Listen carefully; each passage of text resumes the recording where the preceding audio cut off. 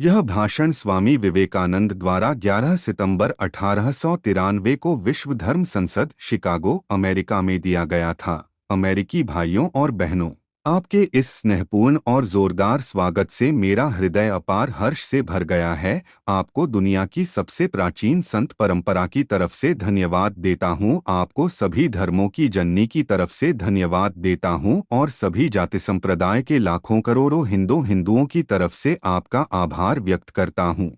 मेरा धन्यवाद कुछ उन वक्ताओं को भी जिन्होंने इस मंच से यह कहा कि दुनिया में सहनशीलता का विचार सुदूर पूरब के देशों से निकला है। मुझे गर्व है कि मैं एक ऐसे धर्म से हूं जिसने दुनिया को सहनशीलता और सभी को स्वीकारने का पाठ पढ़ाया है। हम सिर्फ सार्वभौमिक सहनशीलता में ही विश्वास नहीं रखते, बल्कि हम विश्व के सभी धर्मों को सत्य के रूप में स्वीकार करते हैं। मुझे गर्व है कि मैं एक ऐसे देश से हूं जिसने इस धरती के सभी देशों और धर्मों के परेशान व सताए गए लोगों को शरण दी है।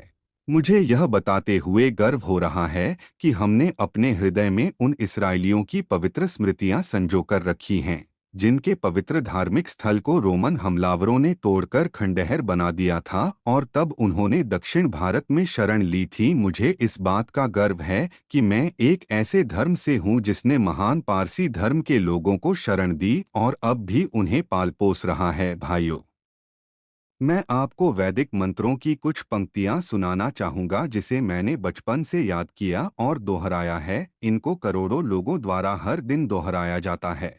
जिस तरह अलग अलग स्रोतों से निकली विभिन्न नदियां अंत में समुद्र में जाकर मिलती हैं, उसी तरह मनुष्य अपनी प्रवृत्ति के अनुरूप अलग अलग रास्ते चुनता है। वे देखने में भले ही सीधे या टेढ़मेढ़े लगें, पर सभी रास्ते भगवान तक ही जाते हैं। वर्तमान सम्मेलन जो आज तक की सबसे पवित्र सभाओं में से है, गीता में बताए गए इस सिद्धांत का प्रमाण है। जो भी मुझ तक आता है, चाहे वह कैसा भी हो, मैं उस तक पहुंचता हूं। लोग चाहे कोई न भी रास्ता चुने, आखिर में मुझ तक ही पहुंचते हैं।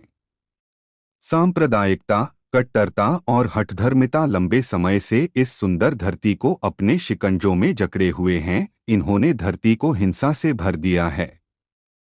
कितनी बार ही यह धरती खून से लाल हुई है, कितनी ही सभ्यताओं का विनाश हुआ है और न जाने कितने देश नष्ट हुए हैं। अगर ये भयानक राक्षस नहीं होते तो आज मानव समाज कहीं ज्यादा उन्नत होता।